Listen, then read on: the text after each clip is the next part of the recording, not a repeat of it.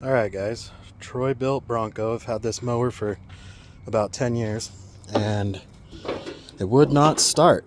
No crank. Thought it was a dead battery. Verified both batteries were good. Had good cranking amps. Come down here, test the starter. Starter's good. Then I looked it up on YouTube and it showed me to go over here and grind down my ground. See that? I did. And that wasn't it. So I was like, what the heck? Then I started doing some troubleshooting with my wiring, and lo and behold, this right there is a starter solenoid.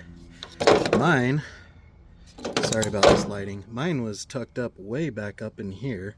Inside you got to take out the battery, the two trays, to get to it. But yeah, check it out. Replaced that starter solenoid. The other one was absolute garbage, and bam, I have my mower's running again. Fires right up. I even replaced the ignition switch because I thought that was bad. So yeah, starter solenoid. I'll have the link to the starter solenoid that I bought in the description below. Thanks guys, hopefully this helps.